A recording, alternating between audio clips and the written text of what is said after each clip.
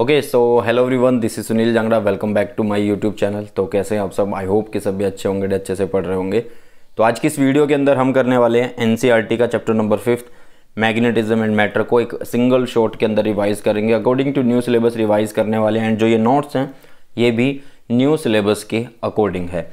इस तरह के नोट्स मैंने पहले भी दिए आप लोगों को, जो कि रामबाण नोट्स हैं, उनको भी आप पढ़ सकते हैं या फिर इन नोट्स को पढ़िए, बात एक ही है। ठीक है, चलिए तो वीडियो को आगे बढ़ाने से पहले यही बोलूँगा, अगर चैनल को सब्सक्राइब नहीं किया सब्सक्राइब करिए। आपका अपना चैनल है एंड टेलीग्राम चैनल है सुनील जांगड़ा सर के नाम से, उसको भी आप लोग ज्वाइन कर सकते हैं। वहाँ पर आप लोगों को नोट्स जो हैं वो मिल जाते हैं एंड वो फ्री ऑफ कॉस्ट होते हैं।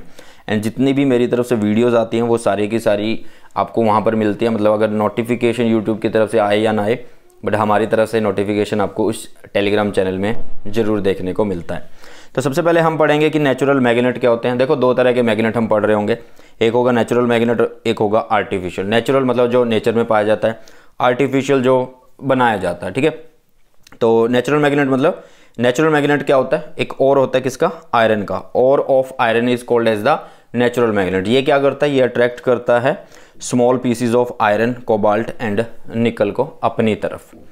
अगर हम नेचुरल मैग्नेट को फ्रीली सस्पेंड कर देते हैं तो ये कहाँ पर जाके रुकता है, तो ये नॉर्थ और साउथ की डायरेक्शन में जाके रुकता है। आर्टिफिशियल मैग्नेट की अगर हम बात करें तो आर्टिफिशियल मैग्नेट इज व्हाट, जो बनाए जाते हैं आर्टिफिशियली। ठीक है, magnet which is prepared artificially is known as artificial magnet. Example है जैसे कि ए हॉर्स शू मैग्नेट हो गया, बार मैग्नेट हो गया, मैग्नेटिक नीडल हो गया। ये सब किसके एग्जाम्पल हैं, आर्टिफिशियल मैग्नेट के एग्जाम्पल हैं। अब बात करें कि मैग्नेटिक फील्ड क्या होता है, जिसको हम इससे पहले वाले चैप्टर में पढ़ के आ चुके हैं। The space around a magnet with in which its influence can be experienced. मतलब किसी मैग्नेट के चारों ओर का स्पेस जिसमें उसके इफेक्ट को फील किया जा सके। ठीक है, मतलब एक कॉमन सी बात है कि टावर होता है और उस टावर की एक रेंज होती है। अगर आप उस रेंज से बाहर होते हैं तो आपके मोबाइल में नेटवर्क नहीं आते हैं। अगर आप उस रेंज के अंदर आ जाते हैं तो आपके मोबाइल में जो नेटवर्क हो वो आना शुरू हो जाते हैं। मतलब तो क्या हो रहा है कि उस रेंज का आपके मोबाइल पे इफेक्ट आ रहा है, देखने को मिल रहा है कि हाँ नेटवर्क आ रहा है, वो बिल्डिंग बढ़ती रहती है रेंज की आपकी। ठीक है, तो वही है मैग्नेटिक फील्ड, मैग्नेट के चारों ओर का स्पेस। मैग्नेटिक डाइपोल क्या होता है, जैसे आपका नॉर्थ और साउथ है, किसके अंदर, ये बार मैग्नेट है। तो इसकी जैसे हमने इलेक्ट्रिक डाइपोल पढ़ा था जिसमें एक नेगेटिव चार्ज माइनस क्यू था और एक पॉजिटिव चार्ज था जो कि प्लस क्यू हम लिख रहे थे, उनके बीच में डिस्टेंस था 2a। यहाँ पे हम डिस्टेंस ले रहे हैं 2l और नॉर्थ साउथ की जो पोल स्ट्रेंथ है उसको m से शो कर रहे हैं और साउथ पोल की जो पोल स्ट्रेंथ है उसको हम स्मॉल m से शो कर रहे हैं, दोनों स्मॉल m से ही है। ठीक है, तो कॉमन सी बात है कि ये हो गया इसका मैग्नेटिक डाइपोल। अगर हम बात करें मैग्नेटिक डाइपोल मूवमेंट की तो वो क्या होता है, सिंपली इसको m से शो कर देते हैं और ये क्या होगा, प्रोडक्ट होगा। प्रोडक्ट किसका, आइदर पोल स्ट्रेंथ, मतलब यहाँ पे दो थी ना, m और m, कोई एक हो तो आइदर पोल स्ट्रेंथ इनटू उनकी लेंथ 2l। तो जैसे माइनस क्यू या प्लस क्यू कोई भी हो, उनका मैग्नीट्यूड साथ में उनके बीच का डिस्टेंस जो कि 2a था, वैसे ही हूबहू यहाँ पे है। तो ये हुआ m इंटू 2l। सो m को क्या बोला जाता है, m is pole strength and 2l को क्या बोला जाता है, डाइपोल लेंथ बोला जाता है। 2l को क्या बोला जाता है, 2l is equal to dipole length. Clear है। अगर हम बात करें मैग्नेटिक फील्ड लाइंस की तो मैग्नेटिक फील्ड लाइंस क्या होती हैं अभी देखो, जैसे हमने इलेक्ट्रिक फील्ड लाइंस पढ़ी थी वैसा ही कुछ यहाँ पे हम मैग्नेटिक फील्ड लाइंस में पढ़ रहे होंगे। मैग्नेटिक फील्ड लाइंस जो होती हैं वो हाइपोथेटिकल इन नेचर होती है, मतलब हाइपोथेटिकल, सोची जा सकती हैं। ठीक है, मतलब दिखती नहीं है, इन्हें फील किया जाता है। Magnetic field lines are use to represent a magnetic field around the magnet. मतलब किसी मैग्नेट के चारों ओर मैग्नेटिक फील्ड कैसा है वो किसके हेल्प से हम शो करते हैं, मैग्नेटिक फील्ड लाइंस की हेल्प से शो करते हैं। ठीक है, जैसे अगर हम प्रॉपर्टी की बात करें, यहाँ पे एक नॉर्थ और साउथ पोल दे रखे हैं, मतलब एक बार मैग्नेट दे रखा है। ये कौन सा मैग्नेट है, ये आप लोगों के पास एक बार मैग्नेट है। ठीक है, ये कौन है, आप लोगों के पास एक बार मैग्नेट है। तो नॉर्थ से फील्ड हमेशा बाहर निकलेगा और साउथ में हमेशा एंटर करेगा। जैसे पॉजिटिव से फील्ड बाहर निकलता था और नेगेटिव में एंटर कर जाता था। ठीक है, वही चीज़ है। तो प्रॉपर्टीज़ को अगर पढ़े हम मैग्नेटिक फील्ड लाइंस की तो वो क्या हैं, magnetic field lines are closed continuous curve extending through the magnet. ये क्लोज्ड होती हैं और कॉन्टिन्यूस कर्व होती हैं। ये नॉर्थ से शुरू होती हैं और साउथ पे जा रही होती हैं। अब सुनो एक बार, अगर हम आउटसाइड द मैग्नेट देखें बाहर की तरफ, तो ये नॉर्थ से चल के साउथ में जाती हैं, but inside the magnet it travel from south to north. कहाँ से कहाँ ट्रैवल करती हैं? साउथ से नॉर्थ की तरफ ट्रैवल करती हैं। ओके, समझ में आई इतनी चीज़ें? चलिए नेक्स्ट अगर हम प्रॉपर्टी को देखें, दूसरी प्रॉपर्टी है outside the magnet magnetic field lines emerge from north pole and submerge into the south pole. ये बता दिया मैंने कि नॉर्थ से चलेंगी साउथ में जाएंगी। अब दूसरी बात, जैसे हम इलेक्ट्रिक फील्ड लाइन में टेंजेंट ड्रॉ करते थे, वैसा ही कुछ यहाँ पे टेंजेंट ड्रॉ करने का एक प्रोसीजर है एंड उसकी हेल्प से हम डायरेक्शन भी फाइंड आउट कर सकते हैं।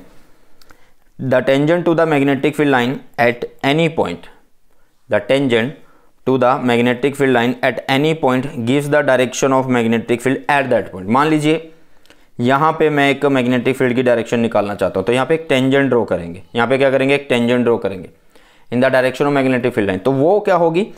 जिस पॉइंट पे आपने टेंजेंट ड्रॉ किया वो आ जाएगी किसकी direction? Direction of magnetic field line eight that point. Direction of magnetic field line eight that point, ठीक है, direction of magnetic field line eight that point. Clear है बच्चा लोग? समझ में आ गया? चलिए नेक्स्ट है fourth, no two magnetic field line never intersect each other because at the point of intersection we get two direction of magnetic field line which is not possible। मतलब दो मैग्नेटिक फील्ड लाइन जो है वो एक दूसरे को intersect नहीं कर सकती, क्योंकि at the point of intersection there will be two direction। क्योंकि अगर हम टेंजेंट ड्रॉ करेंगे तो हमें दो डायरेक्शन उस पॉइंट से मिल रही होंगी, किसकी? मैग्नेटिक फील्ड की, जो कि इम्पॉसिबल है। ठीक है, सो ये हो गई आप लोगों के पास प्रॉपर्टी, मोस्ट इंपॉर्टेंट प्रॉपर्टी आप लोगों को करवा दी गई है और एनसीईआरटी नोट्स के थ्रू आप लोगों की कवर हो रही है। अब जैसे हमने कूलम्स लॉ पढ़ा था, वैसे ही हम अगर कूलम्स लॉ को बार मैग्नेट की वजह से पढ़े तो कैसे पढ़ेंगे? देखो हमने यहाँ पे एक बार मैग्नेट लिया, ये इसका नॉर्थ पोल है जिसकी पोल स्ट्रेंथ को हम बोल रहे हैं m1 और दूसरी को बोल रहे हैं m2। ठीक है, सो मैग्नेटिक फोर्स क्या लग रही होगी इनके बीच में? वो होगी m1 m2 और इनके बीच का जो डिस्टेंस है उसका स्क्वायर आ जाएगा, मतलब inversely square of the distance between them. दोनों को कंबाइन करेंगे तो हमारे पास आएगा दिस, और प्रोपोर्शनैलिटी को हटाएंगे, इक्वल लगाएंगे तो कांस्टेंट होगा यहाँ पे k, जिसको हम बोल रहे हैं म्यू नॉट अपॉन 4 पाई। इसको लास्ट चैप्टर में भी मैंने आप लोगों को करवाया था। इसकी वैल्यू किसके इक्वल होती है? म्यू नॉट अपॉन 4 पाई की 10-7 के इक्वल होती है। मतलब म्यू नॉट जो है वो 4 पाई इंटू 10-7 है। क्लियर है बच्चा पार्टी? तो इस तरीके से आप लोग कर सकते हैं Coulomb's law due to bar magnet. कुछ मुश्किल नहीं था। वहाँ पे पहले हमने पढ़ा है Q1 और Q2, यहाँ पे पढ़ रहे हैं M1 और M2। डिस्टेंस वही है तो उसके बीच को हम स्क्वायर कर रहे हैं, inversely square of the distance between them. अब चलते हैं magnetic field intensity due to a bar magnet की वजह से। मतलब इलेक्ट्रिक फील्ड इंटेंसिटी पढ़ा था तो वैसे ही मैग्नेटिक फील्ड इंटेंसिटी पढ़ते हैं। वो क्या था? वहाँ पे था फोर्स पर यूनिट चार्ज, तो यहाँ पे भी क्या होगा? फोर्स होगी और नीचे क्या होगा? आपका पोल स्ट्रेंथ होगी। तो मैग्नेटिक फील्ड इंटेंसिटी किससे शो करते हैं? B vector is equal to F by M से। एफ बाय एम मतलब एफ जो यहाँ पे निकाला हुआ है इसको पुट करेंगे mu naught upon 4 pi M. देखो जो यहाँ पे हम M1 M2 लिख रहे हैं उनको एक नाम दे दिया M का, तो इसलिए यहाँ पे बन गया स्क्वायर, और नीचे पोल स्ट्रेंथ कोई भी एक आएगी नॉर्थ या साउथ की तो वो नीचे आएगी, उससे ये कट गया तो आप लोगों के पास आ गया दिस। तो ये बन गया आप लोगों के पास क्या? ये बन गया मैग्नेटिक फील्ड इंटेंसिटी। इससे पहले हमने फोर्स पढ़ा था। अब force per unit pole strength, force per unit pole strength is called as the क्या? Magnetic field intensity is called as the magnetic field intensity. उसको हम बोलते हैं मैग्नेटिक फील्ड इंटेंसिटी। क्लियर है? चलिए आगे बढ़ते हैं। नेक्स्ट आता है magnetic field at a point due to bar magnet. देखो जैसे हम इलेक्ट्रिक डाइपोल की वजह से पढ़ते थे मैग्नेटिक फील्ड, वैसा ही यहाँ पे पढ़ेंगे, लेकिन उससे पहले जैसे हमने पढ़ा था electric field due to a point charge, वैसे ही यहाँ पे पढ़ेंगे magnetic field due to bar magnet. तो हम सबसे पहले यहाँ पे एक बार मैग्नेट लिया। ठीक है, अब ये जो बार मैग्नेट है इसका ये पोल साउथ है, ये नॉर्थ है, इनके बीच का ये सेंटर जिसको हम O बोल रहे हैं। यहाँ पे टोटल लेंथ इज 2L, इसकी पोल स्ट्रेंथ M है और इसकी पोल स्ट्रेंथ M है। ठीक है, पहले हम क्या कर रहे हैं? एक्सेल के लिए निकाल रहे हैं। चलो वैसे हमने पॉइंट के लिए तो निकाल दिया, तो ओके हमने पॉइंट के लिए निकाल दिया, तो हम अब डाइपोल की वजह से ही निकाल रहे हैं, मतलब जो मैग्नेटिक डाइपोल है उसकी वजह से निकाल रहे हैं। तो उसके दो केस थे, एक था हमारे पास एक्सियल और एक था हमारे पास इक्वेटोरियल, जो आगे की तरफ अभी हम कर रहे होंगे। पहले एक्सियल के लिए करते हैं। किसको करते हैं? पहले एक्सियल के लिए कर लेते हैं पहले, ठीक है। चलो अब सुनो बेटा ध्यान से। सबसे पहले हमने क्या किया, ये एक बार मैग्नेट लिया, इसका एक्सियल लाइन का मतलब क्या होता है भाई, जो लाइन साउथ और नॉर्थ के बीच में से जा रही होगी उस पे कोई एक पॉइंट P हमने ले लिया, ठीक है। चलो अब इसकी टोटल लेंथ इज 2L, तो यहाँ पे कितना है L और यहाँ पे कितना है L। हमेशा जो पॉइंट आप निकालना चाहते हो, मतलब जिस पॉइंट पे आप फील्ड निकालना चाहते हो, तो उसका हमेशा डिस्टेंस इसके सेंटर से लेना, डाइपोल के सेंटर से। ये मैग्नेटिक डाइपोल है तो इसके सेंटर से हम ले रहे होंगे यहाँ पे, तो इसको हमने नाम दिया कितना, R। तो ये डिस्टेंस कितना हुआ, R minus L, and total distance is R plus L। अब एक चीज़ का ध्यान रखना है कि आप लोगों को क्या निकालना है। उसने बोला कि इस पॉइंट पे मैग्नेटिक फील्ड निकालना है, उसने बोला कि इस पॉइंट पे आपको क्या निकालना है, मैग्नेटिक फील्ड निकालना है। तो इसका मतलब पहले इसकी वजह से यहाँ पे मैग्नेटिक फील्ड निकाल दूँ, फिर इसकी वजह से यहाँ पे मैग्नेटिक फील्ड निकाल दूँ, यही होगा ना। चलो अब सुनो बेटा, एक चीज़ देखो, ध्यान से देखना, फिर मैं नेट निकाल दूंगा कि पहले मैं क्या लिखता हूँ, मैग्नेटिक फील्ड इसकी वजह से यहाँ पे रखता हूँ। तो इसकी वजह से यहाँ पे मैग्नेटिक फील्ड कितना होगा, ये हमने अभी करा है, μ0/4πm/r² है। तो वही किया हमने, μ0/4πm/r² था, बट यहाँ पे r हमारे पास अब कितना है, पहले हम साउथ के लिए लिख लेंगे तो ये R प्लस L डिस्टेंस होगा, तो ये R प्लस हो गया। अगर मैं इसके लिए यहाँ से लिखूंगा तो distance is R minus L, तो वो लिख दिया मैंने यहाँ पे R माइनस L। अब एक चीज़ देखो, दोनों के दोनों हम पॉइंट P पे बात कर रहे हैं, तो नेट मैग्नेटिक फील्ड हम यहाँ पे लिख लेंगे। तो नेट मैग्नेटिक फील्ड समझने से पहले हमें एक चीज़ समझनी होगी। नेट के लिए आपको क्या करना होगा कि नेगेटिव करना होगा, मतलब माइनस करना होगा, आप लोगों को क्या करना होगा, माइनस। तो उसको माइनस करने से पहले आप लोगों को एक चीज़ समझनी है, वो चीज़ क्या है कि किसको किस में से माइनस करें। भाई ये वाला पोल का यहाँ तक जो स्ट्रेंथ होगी वो ज़्यादा होगी एज़ कम्पेयर टू यहाँ से, तो मतलब इस फील्ड में से माइनस कर देंगे इस वाले फील्ड को, मतलब Bn माइनस Bs करेंगे, ठीक है। तो वही किया हमने, नेट मैग्नेटिक फील्ड जो है वो क्या है, B is equal to Bn minus Bs है, और Bn की वैल्यू रखी, Bs की वैल्यू रखी, और μ0/4πm बाहर आ गया, कॉमन आ रहा था। बाकी चीज़ को सॉल्व करेंगे, सॉल्व करके जब आपको मिलेगा तो आपके पास आंसर आएगा दिस। क्लियर है? आई होप कि इतनी चीज़ें समझ में आ चुकी हैं। और अगर हम इसको शॉर्ट डाइपोल के लिए करें, शॉर्ट डाइपोल का मतलब समझते हो ना, शॉर्ट डाइपोल का मतलब है कि डाइपोल छोटा हो जाए। मान लीजिए डाइपोल इतना हो गया, बट ये पॉइंट तो वहीं का वहीं है, ये पॉइंट तो वहीं का वहीं है, मतलब जो R है वो बहुत बड़ा हो गया, किससे, इनके बीच के जो डिस्टेंस है उनसे। तो हम क्या करते हैं, L को कर देते हैं नेगलेक्ट, L को क्या कर देते हैं, नेगलेक्ट कर देते हैं, नेगलेक्टेड हेयर, ठीक है। क्या कर देते हैं, नेगलेक्ट कर देते हैं। तो जैसे हम यहाँ से नेगलेक्ट करते हैं, ये स्क्वायर इस स्क्वायर को क्या करता है, 4 बना देता है, ऊपर एक R पड़ा हुआ है तो नीचे बन जाता है R3। क्लियर है? सो आई होप कि समझ में आ गया magnetic field due to magnetic dipole at axial line, on axial line at any point, ठीक है।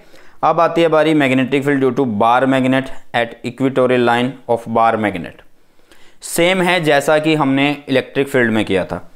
आप लोगों को यहाँ पे एक मैग्नेट लेना है जो कि है एक साउथ और एक ये नॉर्थ पोल है, इनका सेंटर है O, ये डिस्टेंस हम A मान लेते हैं, ठीक है। हम अपनी तरफ से A मान रहे हैं, आप इसको L भी लिख सकते हैं, वो आपकी इच्छा है, ठीक है। चलो अब इक्वेटोरियल की अगर हम बात करें तो वो होगा इनके मिड से एक परपेंडिकुलर लाइन। तो इस परपेंडिकुलर लाइन पे कोई भी एक पॉइंट P पे हमें क्या निकालना है, मैग्नेटिक फील्ड। तो नॉर्थ से फील्ड हमेशा कहाँ निकलता है, बाहर निकलता है, नॉर्थ से फील्ड हमेशा बाहर निकलता है। तो ये यहाँ इस पॉइंट पे कैसा होगा, फील्ड बाहर की तरफ, तो डायरेक्शन बनाई हुई है। और इधर होता है अंदर की तरफ, क्योंकि साउथ में फील्ड अंदर जाता है, तो यहाँ पे होगा Bn, ठीक है।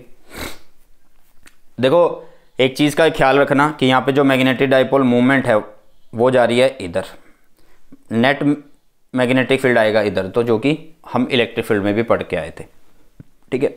अगर मैं यहाँ पे बोलूँ एंगल थीटा है, तो कॉमन सी बात है कि रुको, एक फील्ड हमें यहाँ पे मिल चुका है, एक फील्ड हमें यहाँ पे मिल चुका, मतलब हमें कंपोनेंट अब यहाँ पे निकालने होंगे।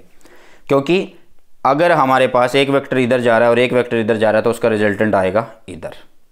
अगर ये एंगल थीटा है तो कॉमन सी बात है ये एंगल थीटा होगा, और ये एंगल क्या होगा, थीटा होने वाला है, क्योंकि वो उसको इक्वल पार्ट में डिवाइड कर रहा है, ठीक है। तो इसलिए हम क्या करना होगा, हमें पहले कंपोनेंट निकालने होंगे। तो हम पहले ऊपर वाले के हिसाब से कंपोनेंट निकालते हैं, इसके हिसाब से। तो यहाँ पे हमें मिलता है कॉस कंपोनेंट और इधर मिलता है हमें साइन कंपोनेंट। फिर हमें नीचे वाले के हिसाब से कंपोनेंट निकालने हैं। तो हमें यहाँ पे मिलता है कौन सा कंपोनेंट, कोस कंपोनेंट, और इधर मिल जाता है परपेंडिकुलर कंपोनेंट जो कि साइन कंपोनेंट है। तो साइन और साइन, ये वाला साइन अपोजिट है, मतलब परपेंडिकुलर कंपोनेंट एक दूसरे के अपोजिट डायरेक्शन में है, तो इसका मतलब वो तो कट हो जाएंगे। तो total field is due to this, मतलब दिस, क्योंकि ये एक साइड में जा रहे हैं, एक ही डायरेक्शन में जा रहे हैं। तो हमने सबसे पहले क्या किया, इसकी वजह से फील्ड यहाँ पे लिखा, जो कि किस तरीके से लिख रहे होंगे हम, कुछ भी नाम दे दिए, जैसे कि B1 हमने लिखा म्यू नॉट m/4 पाई r² प्लस a²। ये L लिखा है, आप इसको A कर लीजिए, कोई दिक्कत नहीं, आप इसको क्या कर लीजिए, A कर लीजिए, क्योंकि हम A यूज़ कर रहे हैं तो आप इसको A यूज़ कर लीजिए। नाम है भाई वो कुछ भी रख लेना, आपकी मर्जी है, ठीक है। चलो अब ये हो गया r² प्लस a² 1/2 हो चुका है। अब इसके बाद यहाँ पे जो कोसाइन कंपोनेंट है वो क्या है, सेम डायरेक्शन में है, तो वो टोटल मैग्नेटिक फील्ड में हेल्प कर रहे होंगे। So total magnetic field is this B1 cos theta plus B2 cos theta. And एक चीज़ देखो, यहाँ पे जो B1 और B2 हैं वो कैसे हैं, एक कॉमन सी बात है, अरे भाई यहाँ से लेके मुझे यहाँ तक लिखना है, यहाँ से लेके मुझे यहाँ तक लिखना है, तो दोनों का डिस्टेंस सेम है, पोल स्ट्रेंथ सेम आ रही है, तो सिर्फ डायरेक्शन का फ़र्क होता है कि नॉर्थ से निकलते हैं और साउथ में एंटर करते हैं। तो यहाँ पे देखो ये और ये फॉर्मूले दोनों सेम हैं, तो इसलिए हमने यहाँ पे लिखा कि B1 इज इक्वल टू क्या है, B2 के। तो हमने B1 B2 को सेम किया, तो यहाँ पे बन गया 2B1 cos थीटा, B1 की वैल्यू रखी और उसके बाद cos थीटा निकाल लिया यहाँ से, या आप यहाँ से भी निकाल सकते हैं, आपकी मर्जी है। तो cos थीटा कैसे निकलेगा, बेस अपॉन हाइपोटेन्यूस, तो base is this, hypotenuse is this. Solve करेंगे हमारे पास आंसर आ जाएगा ये। अब यहाँ पे जो कैपिटल M हमें मिल रहा है, यहाँ पे जो हमें कैपिटल M मिल रहा है वो कैपिटल M कौन है, M इंटू 2A है या फिर M इंटू 2L है, वो आपकी मर्जी, आप किसी भी नाम से शो कर सकते हैं, वो आपकी मर्जी है भैया, ठीक है।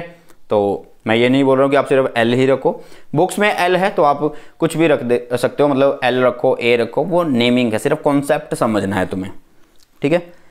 सो शॉर्ट डाइपोल के लिए अभी करेंगे, तो शॉर्ट डाइपोल में क्या होगा कि R जो है वो बड़ा होगा किससे, A से, मतलब कि डाइपोल शॉर्ट हो जाए तो ये डिस्टेंस क्या हो गया, कम हो गया, किसके कंपैरिजन में, इसके कंपैरिजन में। सो इसलिए इसको हमने लिखा शॉर्ट डाइपोल के लिए, नेगलेक्ट किया A को, और आपके पास आंसर आ गया दिस। क्लियर है। अगर तुमसे एट एनी पॉइंट के लिए पूछा जाए तो उसको डिराइव नहीं करने की जरूरत, क्योंकि एनसीईआरटी में नहीं है, आप उसको सिर्फ सिंपली फॉर्मूला की हेल्प से कर सकते हो, जैसे कि म्यू नॉट अपॉन 4 पाई m/r³ और यहाँ पे आ जाएगा 1 + 3 cos² थीटा, ठीक है। थीटा को आप एक बार 0 पुट करिए, थीटा को आप एक बार 90 पुट करिए, आपको एक्सियल इक्वेटोरियल भी इस फॉर्मूले से मिल जाएगा। क्लियर है। चलिए आगे बढ़ते हैं। नेक्स्ट आता है मोस्ट इंपॉर्टेंट टॉपिक, ये वेरी इंपॉर्टेंट टॉपिक है। यहाँ पे आप लोगों को क्या टॉपिक का नाम है वो देख लेते हैं। Bar magnet as an equivalent solenoid बोला गया है। Bar magnet as an equivalent solenoid, मतलब जो बार मैग्नेट है वो एक सोलेनोइड की तरह मानेंगे हम, या ऐसे बोल दो कि जो सोलेनोइड है उसको बार मैग्नेट की तरह मानेंगे। सबसे पहले हमने यहाँ पे किया, एक सोलेनोइड लिया, ठीक है। हमने एक सोलेनोइड लिया और इस सोलेनोइड की जो वायर वाउंड हुई पड़ी हैं वो बिल्कुल पास है, मतलब ये हमें एक सिलेंडर की तरह दिखाई देता है। किसकी तरह दिखाई देता है, सिलेंडर की तरह। एंड इसका जो रेडियस है वो है a, इसका जो रेडियस है वो कितना है, a रेडियस है। इसकी जो टोटल लेंथ है वो कितनी है, वो 2l है। ये l इधर है और l इधर है, ठीक है। अब सुनो भी ध्यान से, अब हमें करना क्या है, हमें ये बताना है कि जो ये सोलेनोइड लिया एज ए बार मैग्नेट की तरह शो करे, या हम यहाँ पे क्या करेंगे, हमने एक फॉर्मूला पढ़ा था बायट-सैवर्ट्स लॉ का रिंग के लिए।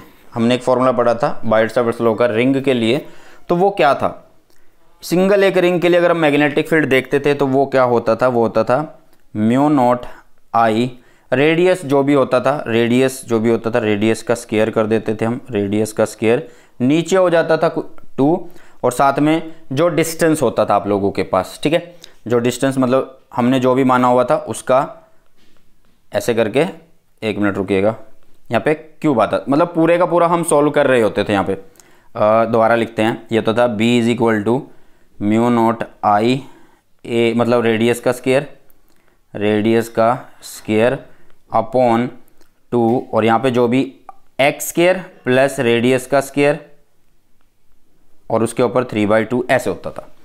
अब यहाँ पे भी तो वही चीज़ है भाई, इतने सारे हमने रिंग लिए हैं। अगर मैं बोलूँ कि यहाँ पे रिंग जो है वो n हो या स्मॉल n हो, उसके अकॉर्डिंग हम सारे का लिख सकते हैं, यही बात होगी ना। अगर मैं यहाँ पे क्या करूँ, सिर्फ इतना सा पोर्शन ले लूँ, इतना सा पोर्शन, और इतने से पोर्शन की जो लेंथ है वो dx है, इतने से पोर्शन की जो लेंथ है वो dx है, ठीक है। और n जो है वो है आपके पास क्या, नंबर डेंसिटी, वो क्या है, नंबर डेंसिटी, ठीक है। तो इतने की वजह से जो फील्ड होगा वो भी क्या होगा, इतू सा ही होगा, छोटा सा ही होगा। तो वो छोटे से फील्ड को मैंने लिखा यहाँ पे, तो वो क्या हुआ, dB is equal to mu naught I, radius का स्क्वायर, रेडियस कितना है, a है, तो a का स्क्वायर हो गया। साथ में मैं यहाँ पे क्या कर रहा हूँ, एन डी एक्स कर रहा हूँ। एन डी एक्स इसलिए कर रहा हूँ कि इस dx पार्ट में कितनी नंबर ऑफ टन्स आ चुकी है, number of turns, total number of turns कितनी आ चुकी है, वो कैसे हो पता लगेगा। अगर मैं नंबर डेंसिटी और उसकी लेंथ को मल्टीप्लाई कर दूं तो मुझे टोटल नंबर ऑफ टन्स पता लग जाएंगे इतनी सी पोर्शन में, हाँ, तो वो n और साथ में dx, तो वो हो गया। नीचे वही 2 और जितना डिस्टेंस आप लोगों के पास r माइनस एक्स प्लस ए स्क्वायर 3/2 आप लोगों के पास आ गया। क्लियर है। अब सुनिए भाई, अगर मैं यहाँ पे ये बोल दूँ कि जो ये पॉइंट P है, मान लीजिए मुझे यहाँ पे निकालना है, मैं किसके लिए अभी सॉल्व कर रहा हूँ इसको, एक्सियल के लिए सॉल्व कर रहा हूँ या उसके एक्सिस पे चेक कर रहा हूँ, ठीक है। चलो, अगर मैं यहाँ पे ये बोल दूँ if P lies at very large distance from O, O कहाँ पे रहे, ये रहा यहाँ पर O है और P बहुत ज़्यादा दूर है, तो इसका मतलब क्या होगा कि जो R है वो बहुत बड़ा होगा, किससे, A से, हाँ, कि जो R है वो बहुत बड़ा हो जाएगा, किससे, A के कंपैरिजन में, मतलब इसके रेडियस के कंपैरिजन में बिल्कुल हो जाएगा। तो हम क्या करेंगे, साथ में ये भी बता देंगे कि देखो भाई A के कंपैरिजन में R बहुत बड़ा हो गया है, साथ में यहाँ से यहाँ तक ये X ले रखा है, तो भाई R अगर बहुत ज़्यादा दूर चला गया पॉइंट P, तो R बहुत बड़ा X से भी हो गया। तो मतलब हम क्या करेंगे, यहाँ पे इसको नेग्लेक्ट कर देंगे। किसको नेग्लेक्ट कर देंगे भैया, इसको हम कर देंगे नेग्लेक्ट, तो बचेगा कौन, सिर्फ ओनली R। सो यहाँ पे इसको सोल्व करेंगे तो क्या मिलेगा, r³। मतलब अब आप लोगों के पास फॉर्मूला आ गया क्या, dB म्यू नॉट आई ए स्क्वायर एन डी एक्स, नीचे हो गया 2r³।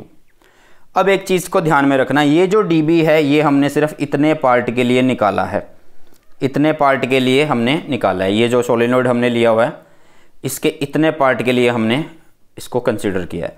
अब अगर मुझे टोटल के लिए निकालना तो मैं क्या करूँगा भाई, इसको इस वाली साइड से इस वाली साइड तक जोड़ दूंगा, तो ये वाली एक लाइन है, तो क्यों ना ये एक पॉजिटिव एक्सिस हुआ और ये माइनस एक्सिस हुआ, यही हुआ ना। तो मैं क्या करूँगा, इसको इंटीग्रेट कर दूंगा नेगेटिव टू पॉजिटिव। तो मैं इसको इंटीग्रेट कर रहा हूँ दोनों साइड नेगेटिव टू पॉजिटिव के खेल में। तो ये वाला तो सिंपल है, b बनने वाला है, तो ये हो गया b, और इधर इंटीग्रेशन करी मैंने, तो क्या चेंज हो रहा है भाई, चेंज तो ये dx ही होगा ना, ये dx ही चेंज होगा। तो बस इसी को ही हमने यहाँ पे लिखा कि dx जो है वो कहाँ से कहाँ है। एक साइड मैंने लेंथ बोली थी l, दूसरी साइड भी l बोली थी, तो बट एक पॉजिटिव है एक नेगेटिव है, तो यहाँ पे हमने लिखा कि इनिशियली हम -l से चले और कहाँ तक जाएंगे, +l तक। d जिसके साथ है उसी की ही इंटीग्रेशन होगी, बाकी सारी चीज़ें बाहर आ जाएंगी। तो dx की इंटीग्रेशन इज x, तो ये बन गया x, लिमिट आ गई -l टू +l। ओपन करेंगे तो क्या बन जाएगा, अपर माइनस लोअर, तो ये बन जाएगा 2l, क्या बन जाएगा 2l, ये हो गया 2l। अब मैं क्या करता हूँ, इस इक्वेशन को मल्टीप्लाई एंड डिवाइड कर देता हूँ किससे, 2π से, मतलब राइट हैंड साइड को। तो ऊपर मैंने 2π मल्टीप्लाई किया, नीचे मैंने 2π मल्टीप्लाई किया, तो मुझे क्या मिल रहा है, देखो भाई ध्यान से देखना, 2π जब मैंने मल्टीप्लाई किया और ये हो गया a², तो ये इसके साथ बन गया ना, ये बन गया इसके साथ एक a का स्क्वायर बन गया, ठीक है। अब ध्यान से देखना कि भाई ये जो हमने निकाला है, ये वाला जो पोर्शन हमने निकाला, मल्टीप्लाई करने पे मल्टीप्लाई एंड डिवाइड बाय 2π, तो जब मैंने यहाँ पे मल्टीप्लाई किया ये 2π हुआ, ये मल्टीप्लाई किया तो ये 2π हुआ। अब हमारे पास क्या बन जाएगा, हमें m इज इक्वल टू एक फॉर्मूला पता है जो कि होता है NIA होता है, A इज़ द एरिया। जब आप मल्टीप्लाई कर रहे हो 2π को तो यहाँ पे एरिया भी आ जाएगा, देखो एरिया आ रहा है ना, πa² हो जाएगा। सिंपल सा फंडा है भाई, देखो अगर मैं यहाँ पे 2π मल्टीप्लाई करता हूँ, देखो म्यू नॉट NIA² 2l और साथ में 2π मल्टीप्लाई किया नीचे हो गया 2 पाई इंटू 2r³, ये हो गया। तो देखो यहाँ पे पाई और a स्क्वायर क्या एरिया नहीं हुआ, हो गया। और यहाँ पे जो n है और ये 2l है, ये क्या हो गया, ये टर्न्स आ गए हैं टोटल, तो ये n हो गया, ठीक है। साथ में ये करंट है, तो मतलब आई n और एरिया की जगह पे क्या आ जाएगा, m आ जाएगा। तो यही तो मैंने लिखा है यहाँ पे, तो ये आ गया m। क्लियर है। नीचे बन जाएगा आपके पास 4 पाई r³। क्लियर है भाई। तो ये बन गया आप लोगों के सामने b is equal to mu naught 2m upon 4 pi r³। And जो ये एक्सप्रेशन है ये किससे मेल जोल खाता है, this the expression for magnetic field on the axial line of a short bar magnet, thus the axial field of a finite solenoid carrying current is same as that of a bar magnet. मतलब ये किसका formula है, ये solenoid के मतलब sorry जो bar magnet है हमारा उसके एक्सिस पे जो हमने निकाला था अभी, magnetic field due to bar magnet on axial line at any point, उसके एक्सप्रेशन से ये बिल्कुल मेल खाता है। तो इसका मतलब यहाँ पे हमने शो कर दिया कि जो बार मैग्नेट है वो एज एन इक्विवेलेंट है, ठीक है। चलिए, तो नेक्स्ट आता है अर्थ मैग्नेटिज्म। क्या होता है अर्थ मैग्नेटिज्म, जो है भाई बहुत बढ़िया टॉपिक है, वेरी इंपॉर्टेंट आप इस टॉपिक को बोल सकते हैं, इस टॉपिक को आप वेरी इंपॉर्टेंट बोल सकते हैं। अर्थ मैग्नेटिज्म, यहाँ पे अर्थ बनाई हुई है, इसकी भी बात करेंगे हम, बट उससे पहले देखिए, earth behave like a huge magnet, मतलब एक बहुत बड़े मैग्नेट की तरह जो है अर्थ बिहेव करती है। A huge bar magnet is embedded inside it, ये माना जाता है कि एक बहुत बड़ा बार मैग्नेट इसके अंदर रखा गया है, जो क्या करता है, producing A magnetic field around it, जो कि मैग्नेटिक फील्ड इसके चारों ओर बनाता है। It's value on the surface of earth is about 1 goes और 10⁻⁻⁴ टेस्ला। मतलब अर्थ के सरफेस पे इसकी जो वैल्यू होगी वो 1 गोज होगी, या फिर आप ये बोल सकते हो कि 10⁻⁻⁴ टेस्ला होगी। Its strength varies from place to place on the surface of earth, मतलब जो स्ट्रेंथ है वो अर्थ पे अगर आप किसी भी पॉइंट से चलते हो, मतलब कहीं भी पे पहुँचते हो, तो वो डिफर रहेगी, वेरी करती रहेगी। अर्थ मैग्नेटिज्म क्लियर है। अब यहाँ पे देखो भाई, हमने एक मतलब व्यू बनाया हुआ है अपनी अर्थ का, तो ये है अर्थ। अर्थ में से हमने ये एक लाइन लगा रखी है जिसको हम क्या बोलते हैं, इसको हम बोलते हैं जियोग्राफिक एक्सिस। क्या बोलते हैं, जियोग्राफिक एक्सिस। ओके, उसके बाद हमने यहाँ पे क्या किया कि एक अंदर दिखा दिया कि ये है बार मैग्नेट, जिसका ये साउथ है और ये नॉर्थ है। एक चीज़ ध्यान में रखना, यहाँ पे अगर साउथ है तो यहाँ पे कौन होगा, यहाँ पे नॉर्थ पोल होगा। यहाँ पे कौन होगा, नॉर्थ पोल होगा। और यहाँ पे कौन होगा भाई, यहाँ पे साउथ पोल होगा। यहाँ पे कौन होगा, साउथ पोल होगा। क्लियर है, इतनी चीज़ तो पता लग गई होंगी, ठीक है। अब यहाँ पे हम कुछ टर्म्स पढ़ रहे होंगे, जैसे कि मैग्नेटिक मेरिडियन क्या होता है, तो इसको एक डेफिनेशन से पढ़ते हैं। A vertical plane passing through the magnetic axis is called as magnetic meridian, ठीक है। इसको हम एक अलग से डायग्राम बनाते हैं, ठीक है। एक हम मैग्नेटिक मेरिडियन पढ़ेंगे और एक जियोग्राफिक मेरिडियन पढ़ेंगे, तो उसको पढ़ने से पहले हम एक अलग से डायग्राम बना लेते हैं। रुकिए, अरे एक मिनट, ये तो वही आ गया। न्यू पेज इंसर्ट करते हैं, न्यू पेज इंसर्ट कर लेते हैं। देखो, अब अगर मैं यहाँ पे अर्थ बनाता हूँ, जैसे कि अगर मैंने यहाँ पे बना ली अर्थ, अब यहाँ पर मैंने क्या बोला है कि यहाँ पर एक एक्सिस मैंने निकाल दिया। ये तो अर्थ का क्या है, नॉर्थ पोल है, और ये है साउथ पोल। ये क्या है, साउथ पोल है भाई, ठीक है। ये अर्थ का नॉर्थ पोल है और ये साउथ पोल है। इसको मैंने बोल दिया कि ये होता है हमारे पास क्या, जियोग्राफिक एक्सिस। ये क्या होता है, जियोग्राफिक एक्सिस, ठीक है। एंड अर्थ के अंदर एक बहुत बड़ा क्या पड़ा हुआ है, मैग्नेट पड़ा हुआ है। अर्थ के अंदर एक बहुत बड़ा क्या पड़ा हुआ है, मैग्नेट पड़ा हुआ है, ठीक है, जो कि कुछ इस तरीके से होगा, जो कि कुछ इस तरीके से होगा। और वो ऐसे पड़ा है कि अर्थ का जहाँ पे नॉर्थ है वो अंदर क्या होगा, साउथ होगा, और यहाँ पे नॉर्थ होगा। और यहाँ से फील्ड निकल रहा है, ऐसे निकल रहा है, ठीक है। इसमें एंटर कर रहा है ऐसे, ठीक। वो बाकी चीज़ें आप बना लेना। अब देखो भाई ध्यान से, अब मैंने क्या किया कि इसके बीचों बीच भी एक लाइन निकाल दी, इसके बीचों बीच भी एक लाइन निकाल दी। तो इसको बोलते हैं हम क्या, मैग्नेटिक एक्सिस, क्या बोलते हैं इसको? मैग्नेटिक एक्सिस बोलते हैं, इसको बोलते हैं मैग्नेटिक एक्सिस। इतनी चीज़ें भी क्लियर हो गई हैं। अब ध्यान से सुनना, एक हो गया जियोग्राफिक एक्सिस, एक हो गया मैग्नेटिक एक्सिस। अब मैं क्या कर रहा हूँ, इन्होंने बोला कि अगर मैं क्या करूँ, ध्यान से सुनना। अब इन्होंने बोला है कि अगर मैं एक प्लेन पास कर दूँ, कहाँ से प्लेन पास कर दूँ, ध्यान से सुनना, यहाँ से देखिए। अब ये मैग्नेटिक मेरिडियन की बात कर रहा है, बोल रहा है कि एक वर्टिकल प्लेन अगर हम पास कर दें इस मैग्नेटिक एक्सिस में से, तो उसे बोलते हैं मैग्नेटिक मेरिडियन। कि जो हमने मैग्नेटिक एक्सिस बनाया उसमें से एक प्लेन को पास कर देना, वर्टिकल प्लेन को, तो वो होगा मैग्नेटिक मेरिडियन। जियोग्राफिक एक्सिस मतलब वर्टिकल प्लेन पास कर दो किस में से, जियोग्राफिक एक्सिस में से, सो उसे बोलते हैं जियोग्राफिक मेरिडियन। इतनी चीज़ें कवर हो गई। अब भाई एक एक्सिस ऐसे है, मतलब एक एक्सिस ऐसे है और एक एक्सिस ऐसे है, दोनों में से प्लेन जा रहे हैं, तो उनके बीच में कुछ इस तरह का डायग्राम आ जाएगा।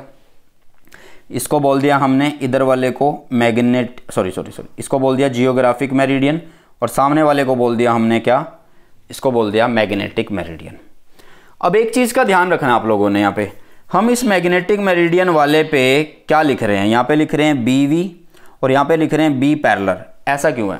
क्योंकि भाई जो हमारा मैग्नेटिक फील्ड है वो तो अंदर से आ रहा है ना, तो उसी प्लेन पे हमारा मैग्नेटिक फील्ड होगा या नहीं होगा, क्योंकि हमने अंदर वाले में से ही एक प्लेन पास किया, बाहर वाला तो जियोग्राफिक एक्सिस है, समझ रहे हो? तो मैग्नेटिक मेरिडियन जो है उसी पे हम अपने टोटल मैग्नेटिक फील्ड की बात कर रहे होंगे। तो देखो, अगर हमने ये वाला प्लेन माना है जो कि क्या है, मैग्नेटिक मेरिडियन है, तो इसके इस साइड में होगा वर्टिकल मैग्नेटिक फील्ड और इस साइड होगा पैरेलल मैग्नेटिक फील्ड, जिसको हम हॉरिजॉन्टल भी बोलते हैं। तो रिजल्टेंट आ जाएगा इधर। ये भी बात क्लियर हो गई। अब दो चीज़ें पढ़ेंगे, क्या? मैग्नेटिक डिक्लिनेशन क्या होता है? मैग्नेटिक डिक्लिनेशन, देखो भाई, the smaller angle subtended between the magnetic meridian and geographic meridian is called as, मतलब ये जो प्लेन है और ये जो प्लेन है, इन दोनों के बीच में जो एंगल सबटेंड होगा ये वाला, उसको बोला जाता है मैग्नेटिक डिक्लिनेशन। इसको किससे शो करते हैं? इसको थीटा से भी शो करते हैं। यहाँ पे अल्फा लिखा हुआ तो आप अल्फा से भी इसको शो कर सकते हैं। किससे शो कर सकते हैं? अल्फा से। आई होप कितनी चीज़ें क्लियर है आप लोगों को। अब नेक्स्ट आती है बारी मैग्नेटिक इंक्लिनेशन और मैग्नेटिक डिप की, जिसको डेल बोला जाता है। अभी एक चीज़ देखो, मैंने बोला कि ये इसका हॉरिजॉन्टल कंपोनेंट है मैग्नेटिक फील्ड का और ये वर्टिकल कंपोनेंट है, तो रिजल्टेंट आएगा इधर। हाँ, तो अभी टोटल मतलब रिजल्टेंट के बीच में और हॉरिजॉन्टल के बीच में जो एंगल होता है जिसको हम डेल बोलते हैं, वही होता है मैग्नेटिक इंक्लिनेशन या फिर मैग्नेटिक डिप बोला जाता है। आई होप कितनी चीज़ें क्लियर हैं। तो आप बी भी निकाल सकते हो, बी का भी आप मैग्नीट्यूड इजीली निकाल सकते हो, जिसको हम इस तरीके से लिख सकते हैं BV का स्क्वायर प्लस B पैरेलल का स्क्वायर। अगर मुझे यहाँ पे B पैरेलल निकालना है तो आप कैसे निकालोगे? तो B पैरेलल भाई यहाँ पे एक एंगल बन रहा है, तो इसका मतलब ये बेस हुआ, तो आप इसको लिख सकते हो कि B parallel is B cos del, और B वर्टिकल को आप कैसे लिख सकते हो? B साइन डेल, ऐसे आप लिख सकते हो। ठीक है, ये देखिएगा हमने लिखा भी हुआ यहाँ पे, तो दोनों को ऐड भी कर सकते हो आप, दोनों को आप क्या कर सकते हो भाई? ऐड भी कर सकते हो, मतलब with the help of magnitude. अगर तुमसे इसकी डायरेक्शन पूछी जाए तो डायरेक्शन के लिए हमें हमेशा क्या करना होता है? टेंजेंट। टेंजेंट क्या होता है?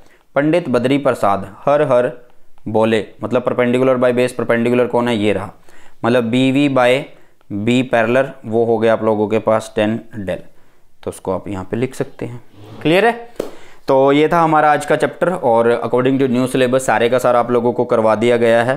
कुछ चीज़ें हैं कि जो आपका मैग्नेटिक पोल होता है वहाँ पर मैग्नेटिक फील्ड जो होता है अर्थ का जो वर्टिकल होता है वो 90 डिग्री होता है।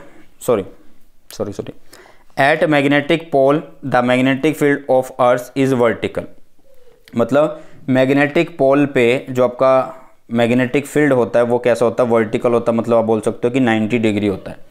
और इक्वेटर पे 0 डिग्री आप बोल सकते हो, del is equal to 0 degree होता है। यहाँ पे MCQ बनने के बहुत ज़्यादा चांसेस हैं इन क्वेश्चंस पे। ये जो पोर्शन हमने पढ़ाया आप लोगों को, इसमें तो बहुत ज़्यादा चांसेस हैं। ठीक है, आगे कुछ प्रीवियस ईयर क्वेश्चंस हैं, ये डाले हुए हैं मैंने, तो इनको भी आप लोग ध्यान से देखिएगा, करिएगा। मोस्ट इंपॉर्टेंट क्वेश्चन है, कभी इनको आप छोड़ दो, ये बहुत ज़्यादा ज़रूरी है। ये पेज दोबारा से आ गया है तो इस पेज को अवॉइड करते हैं हम। ठीक है, सो ये था आज का हमारा चैप्टर एंड आई होप कि ये चैप्टर आपको अच्छे से समझ में आ गया। ज़्यादा बड़ा चैप्टर नहीं है, 3 नंबर का सिर्फ चैप्टर है। और इससे पहले जो current as a magnetic dipole, current loop और रिवॉल्विंग इलेक्ट्रॉन, वो पहले वाले चैप्टर में मैंने करवा दिया आप लोगों को, तो वहाँ से रिवाइज कर सकते हैं। जिन बच्चों को लगता है कि ये जो रिवीजन सीरीज है ये सफिशिएंट नहीं है, वो डिटेल्ड वन शॉट के लिए जा सकते हैं, वहाँ से भी देख सकते हैं उनको। ठीक है, चलिए आई होप ये सेशन आपको अच्छा लगा। अगर अच्छा लगा तो अपने फ्रेंड्स के साथ शेयर करना है और सब्सक्राइब नहीं किया चैनल को सब्सक्राइब कर देना। सो बाय बाय, टेक केयर, जय हिंद, वंदे मातरम। मिलते हैं जल्दी से हमारी नई वीडियो में।